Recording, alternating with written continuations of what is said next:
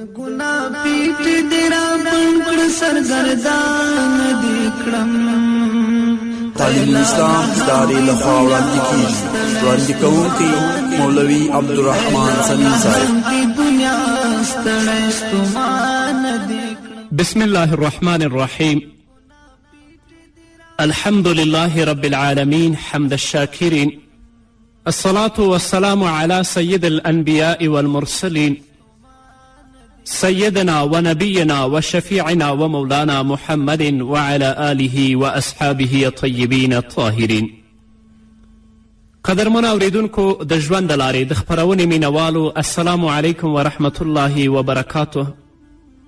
ستاسو روغتیا او خوشحالي د پاک رب نه غواړم، په دې هیله چې د صحت او عافیت جامې پر تن ولرئ او خوشحالي مو په برخه وي. دا دی زه محمد یاسین فهیم د ژوند د لارې د خپرونې په وړاندې کولو کې ستاسو په خدمت کې یم.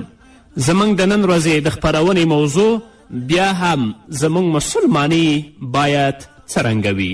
درنو اوریدونکو، په تیرو خپرونو کې تاسو واوریدل چې ګناهونه د انسان او د ملتونو د ورکاوي سبب ګرځي.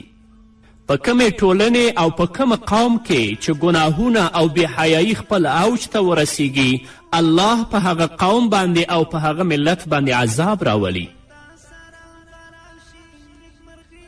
په هغه قوم باندې زلزلې راځي، خو دا د مؤمنانو او د مصلحینو لپاره مهرباني او ظالمانو لپاره سزا او غضب ده.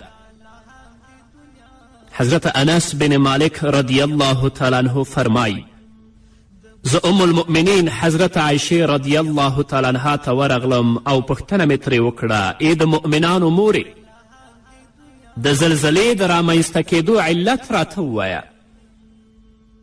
ام المؤمنین حضرت عایشه رضی الله تعالی عنها ورته فرمایی، کله چې د خلکو په منځ کې ګناهونه خواره شي، څرګنده زنا او شراب څکل ترسره شي او د کبیره ګناهونو ترسره کول عمومیت پیدا کړي، الله رب العزت امر کوي چې ځمکه په ټکان راشي. حضرت انس رضی الله تعالی عنه فرمایی، ای د مؤمنانو مورې، آیا زلزله د هغوی لپاره عذاب دی؟ ام المؤمنین حضرت عایشه رضی الله تعالی عنها ځواب ورکوي، په الله قسم هیڅکله داسې نه ده، بلکې زلزله د مؤمنانو لپاره مهرباني او نصیحت او د کافرانو لپاره سزا او غضب ده. آیا د حضرت عایشې رضی الله تعالی عنها نظر او د هغې د نظر ارزښت مو درک چې کله په مسلمانانو باندې په اسلامي ټولنه کې یو عذاب راځي، دا د مسلمانانو لپاره نصیحت دی چې باید دوی ګناه پرېږدي، نور الله ته متوجه شي او د خپل رب نه د خپلو ګناهونو بخښنه وغواړي.